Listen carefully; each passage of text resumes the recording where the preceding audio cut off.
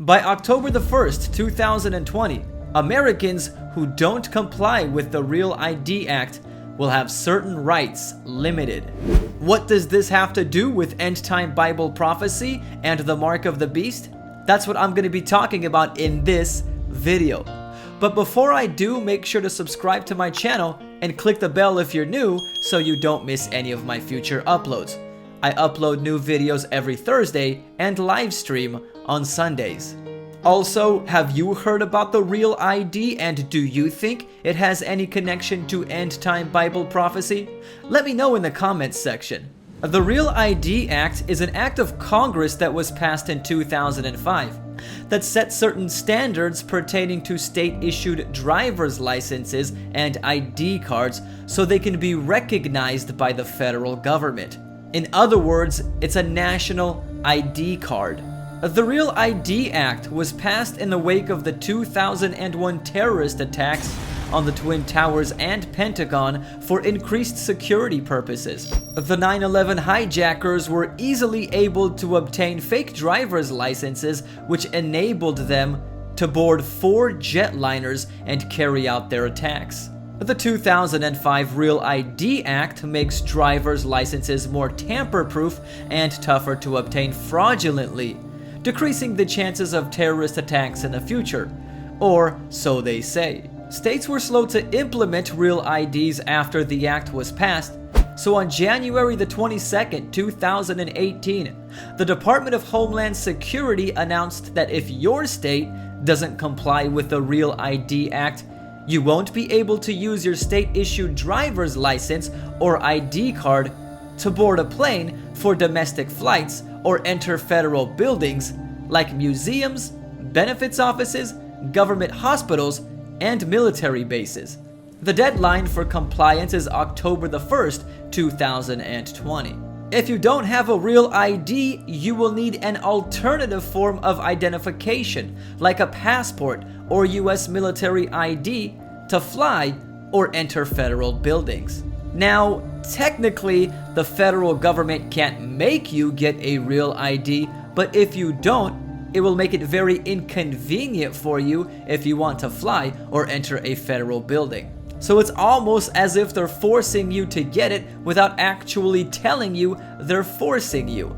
Consequently, many people are now renewing their driver's licenses for Real IDs across the United States, and almost all states are now compliant. At the making of this video, I googled Real ID and clicked the news tab and saw stories of Real IDs being issued in California, Texas, and Pennsylvania.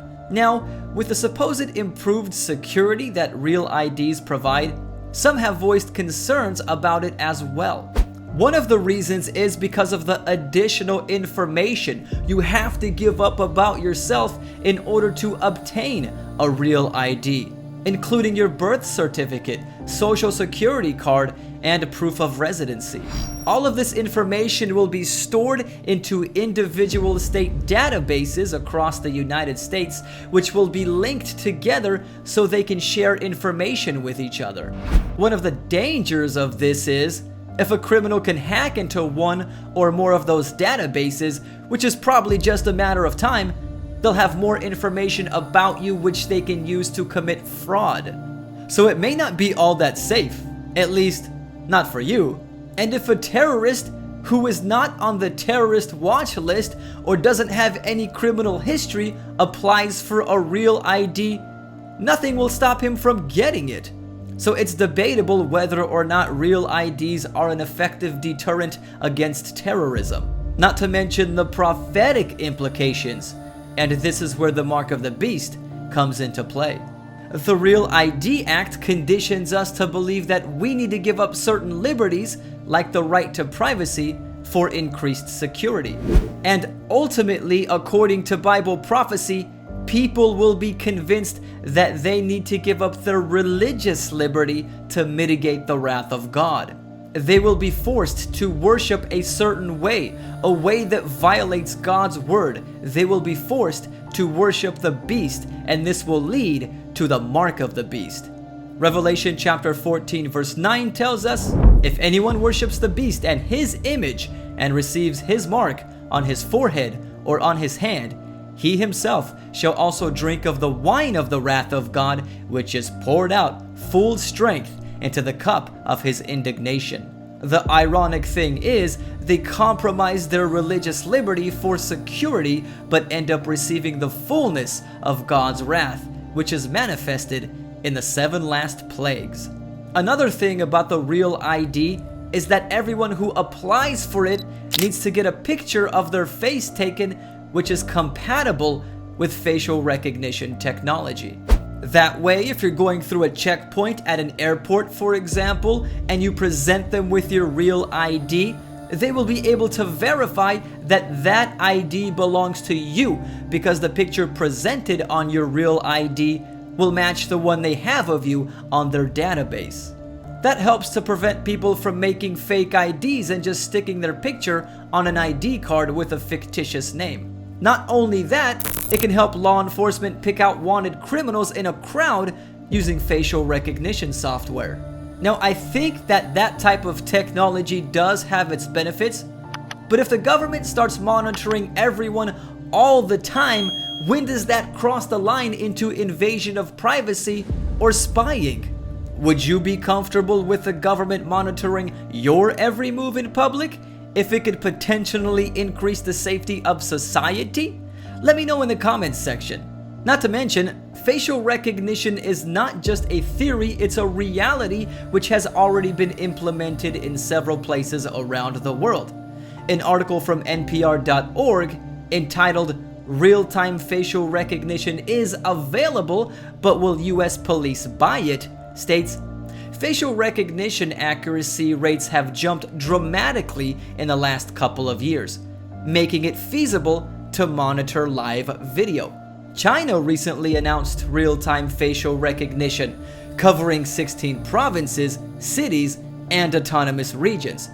And similar systems are being tried in Russia, India, and even the United Kingdom. Now, if you're not a criminal or don't plan on leading a criminal life, you may think you have nothing to worry about. But what about when the mark of the beast gets enforced and it becomes illegal for Christians to worship God according to his word? Is facial recognition going to be used to track and imprison them? I wouldn't doubt it. Maybe that's one of the reasons that the Bible encourages us to leave the cities in the end times. Jesus said in Matthew chapter 24 verses 15 through 18, "Therefore, when you see the abomination of desolation, spoken of by Daniel the prophet, standing in the holy place, whoever reads, let him understand. Then let those who are in Judea flee to the mountains. Let him who is on the housetop not go down to take anything out of his house, and let him who is in the field not go back to get his clothes." Jesus gave this warning specifically to Jewish Christians of his day so they can avoid being killed in the destruction of Jerusalem in AD 70. But this has an end-time application as well.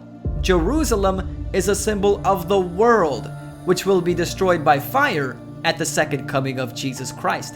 And living in the cities prior to Jesus' return will not be safe. Aside from the danger of facial recognition for Christians, when the mark of the beast is enforced, God's judgments will be more pronounced with increased earthquakes, fires, and floods.